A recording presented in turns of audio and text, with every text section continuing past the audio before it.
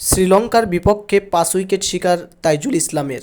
Test ক্যারিয়ারে ১৭বার fibre পেলেন এই বিধ্বংসী স্পিনার। বাঁহাতি স্পিন যেন বিষের ছোঁয়া, তাইজুল এলে বোলিংয়ে ভয়ে কাঁপে প্রতিপক্ষ। পাঁচটা উইকেট, লঙ্কান শিবিরে হাহাকার, টাইগার গ্রাউলে বাজে বিজয়ের ঝংকার।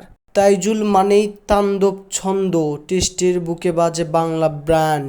দ্বিতীয় টেস্টের প্রথম ইনিংসে বাংলাদেশ ব্যাটিংয়ে তেমন একটা সুবিধা করতে পারেনি, অল্প রানেই গুটিয়ে যায় টাইগাররা।